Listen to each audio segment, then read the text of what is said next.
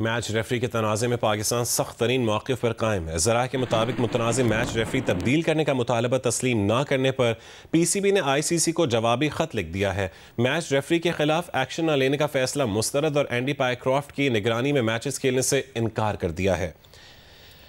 पाकिस्तान और UAE के दरमियान एशिया कप का मैच आज दुबई में शेड्यूल है, लेकिन मुतनाज़ रेफरी के बायस पाकिस्तान की आज के मैच में शिरकत का अब तक हतमी फैसला नहीं हो सका है। पाकिस्तान और UAE के दरमियान एशिया कप का मैच आज दुबई में शेड्यूल है, लेकिन मुतनाज़ रेफरी के बायस पाकिस्तान की आज के मैच में शिरकत का अब तक हतमी फैसला नहीं हो सका है। इसी पर बात करेंगे नुमाइंदा ज्यूरी सुहेल इमरान से। सुहेल, ये बताएगा कि पाकिस्तान की जानिब से आज का मैच खेलने से मुतालिक हतमी फैसले का ऐलान कब तक मुतवक्किल है?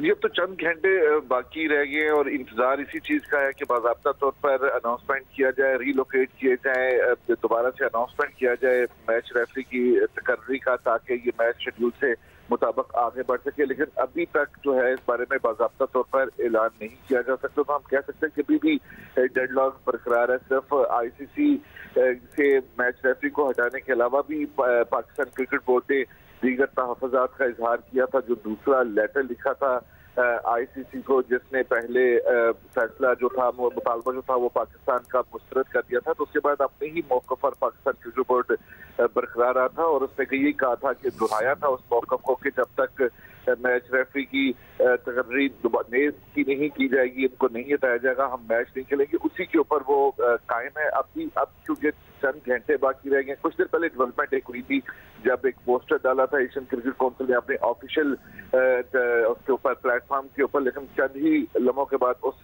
ट्वीट को भी, उस पोस्ट को हटा दिया गया था। इसलिए हम कह सकते हैं कि अभी तमाम तर चीजें वाज़ेह नहीं है, अभी भी डेडलॉक चल रहा है, क्योंकि पाकिस्तान ने जिस तरह के तहफ़्फ़ुज़ात का इजहार किया हुआ है, पहले उनको एड्रेस किया जाएगा, फिर उसके बाद मैच रेफरी की तकर्री नए सिरे से होगी, तो ये तमाम तर मामला जो है वो सुलझेगा। जी, बहुत शुक्रिया सुहेल इमरान अपडेट करने के लिए।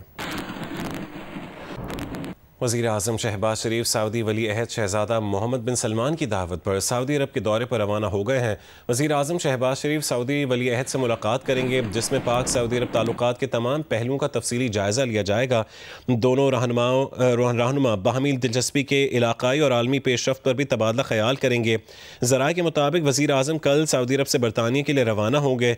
बरतानिया में 2 रोज़ क़याम के बाद अमरीका रवाना हो जाएंगे। वज़ीर आज़म अमरीका के दौरे के दौरान अक़वाम मुत्तहिदा की जनरल असेंबली से खिताब करेंगे। सिक्योरिटी फोर्सेस का बलूचिस्तान के ज़िला खुसदार में इंटेलिजेंस की बुनियाद पर ऑपरेशन, शदीद फायरिंग के तबादले के नतीजे में 5 भारतीय स्पॉन्सर्ड दहशतगर्द हलाक कर दिए गए। ISPR के मुताबिक ऑपरेशन 14 और 15 सितंबर की रात बलूचिस्तान के ज़िला खुसदार में किया गया। ISPR के मुताबिक सिक्योरिटी फोर्सेस ने दहशतगर्दों के ठिकाने को मौसर तरीके से निशाना बनाया। दहशतगर्दों के कब्जे से असलहा, गोला बारूद और बारूदी मवाद भी बरामद हुआ।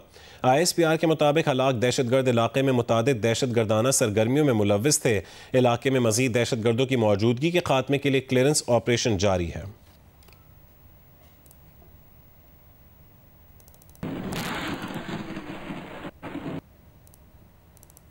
जलालपुर के करीब मुल्तान सक्कर मोटरवे के सैलाब से मुतासरा हिस्से की मुरम्मत में पानी के बहाव के बायस मुश्किलात का सामना है। मजीद नुकसान से बचाव के लिए मोटरवे के अतराफ पत्थर डालने का काम जारी है।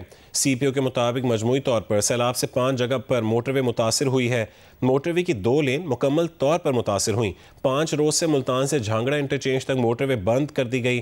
ट्रैफिक को मुतबादिल रास्तों पर चलाया जा रहा है। सैलाब से मुल्तान में 36 इंच की गैस पाइपलाइन भी मुतासर हुई है। सुई नॉर्दर्न गैस कंपनी ने पाइपलाइन से गैस मुनक़ता कर दी है। तर्जुमान ने कहा है कि गैस की तरसील मुतवाज़ी पाइपलाइनों के जरिए जारी है। तर्जुमान के मुताबिक किसी भी शहर या इलाके में गैस फरहमी मुतासर नहीं हुई। दूसरी जानिब हुक्काम का कहना है कि नौराजा भट्टा बंद टूटने से दरियाए सतलुज और चनाब के पानी का बहाव इकट्ठा होने से ज़्यादा नुकसान हुआ है। जलालपुर, पीरवाला में दुआ चौक और कोटला चाकिर पर लोगों को रेस्क्यू करने का काम जारी है। तफसील बताएंगे इमरान चौधरी। जी, मैं इस वक्त शेरशाह के इलाके में एक बस्ती है 4 ढोरे वाला, उसमें मौजूद हूँ। पानी उतर चुका है, लोग अब वापसी का सिलसिला शुरू हो चुका है। अपने इस बस्ती में लोग आए हैं, यहाँ पर हर तरफ हमें तबाही ही तबाही नज़र आ रही है।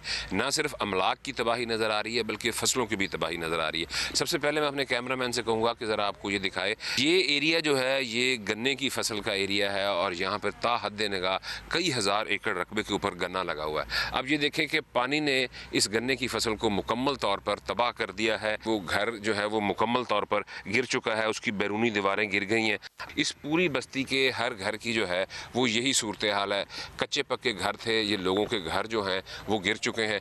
इस साइड के ऊपर ये तकरीबन 15 से 20 घर हैं जो कि जॉइंटली आपस में जुड़े हुए हैं, बीच में छोटे छोटे उन्होंने रास्ते रखे हुए थे। ये पूरे घर, हालांकि ये बड़ी ऊंची जगह के ऊपर बने हुए थे, लेकिन उसके बावजूद ये आपको नज़र आ रहे होंगे कि ये घर गिर चुके हैं, उनकी ईंटें पड़ी हुई हैं। जो लोग अब वापस आए हैं वो अपनी ईंटें इकट्ठी कर रहे हैं। ये कुछ लोग यहाँ पर बैठे भी हुए हैं, हम उनसे बात भी करेंगे, उनसे पूछेंगे कि जिस वक्त वो वापस आए हैं तो उनको जो है वो किन मसाइल का सामना करना पड़ रहा है। मैं इसी बस्ती का रहने वाला, आगे भी पूरी बस्ती का यही हाल है और कुपन ने कोई मदद नहीं की। अच्छा, अब लोग किस तरह से अपनी दोबारा ज़िंदगी को गुजारने के लिए क्या कर रहे हैं? बस जो उनके पास बचा खुटा था उसी के साथ गुजारा करने, ना रोज़गार का कोई हिला वसीला नहीं है। मजदूरी करने वाले सारे यहाँ मेहनत मजदूरी करने वाले लोग हैं। अपनी मदद आपके तहत जो वसाइल इस वक्त इन लोगों के पास हैं उनको इकट्ठा करके ये दोबारा से अपने घरों की कच्ची पक्की तामीर शुरू कर दी है।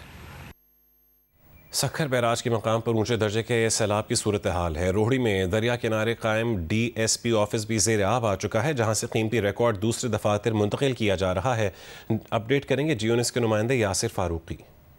जी बिल्कुल, दरियाई सिंध में सखर बैराज के मुकाम पे ऊंचे दर्जे का सैलाब है, जहां पे गुज़िश्ता 24 घंटों में पानी की सतह 5,71,000 क्यूसिक की बरकरार है। गुड्डू बैराज से जो ऊंचे दर्जे के सैलाबी रेले सखर बैराज की जानिब बढ़ रहे हैं, जहां बेशतर कच्चे के इलाके ज़ेरे आब आए हैं, वहीं पे रोहड़ी में दरिया किनारे कायम DSP ऑफिस भी ज़ेरे आब आ चुका है। अंदर चल के दिखाते हैं इस वक्त DSP ऑफिस की क्या सूरत हाल है। यहाँ पे पानी अंदर DSP ऑफिस में दाखिल हो चुका है। जो फर्नीचर है उसके पाए भीगे हुए नजर आ रहे हैं। इस वक्त ये DSP ऑफिस खाली है, यहाँ पे कोई भी मौजूद नहीं है। दीगर जो ऑफिस हैं वहां पे भी पानी की यही सूरत हाल है। ये रीडर ऑफिस है, अंदर पानी की क्या सूरत हाल है अंदर चल के देखते हैं। यहाँ भी फर्नीचर जो है पानी में डूबा हुआ नजर आ रहा है। बताया जा रहा है जो आधा रिकॉर्ड है DSP ऑफिस का वो रोहड़ी थाने मुंतकिल कर दिया गया है, जबकि बाकी आधा रिकॉर्ड यहाँ पे मौजूद है, ये भी रोहड़ी थाने ही मुंतकिल किया जाएगा। यहाँ पे DSP ऑफिस का अमला भी मौजूद है जो इस सैलाबी सूरत हाल में भी अपनी ड्यूटी अंजाम दे रहा है। सखर बैराज हुकाम का कहना है कि ये सैलाबी सूरत हाल जो ऊंचे दर्जे की है, ये मजीद 1 से 2 रोज तक सखर बैराज के मुकाम पर रहने का इम्कान है। जी, भारत में पाकिस्तान का खौफ सर चढ़कर बोल रहा है। जंग में शिकस्त खाने और खेल के मैदान में स्पोर्ट्समैन स्पिरिट का मुजाहरा ना करने वाले भारत की हरकतों से दुनिया भर में रोज ही उसका मजाक बन रहा है। अब भारतीय मीडिया ने भारतीय जेर कब्जा कश्मीर में कंट्रोल लाइन के करीब एक गुब्बारा मिलने का वाकया कुछ ऐसे भोंडे अंदाज में रिपोर्ट किया कि सोशल मीडिया पर उसका मजाक उड़ रहा है।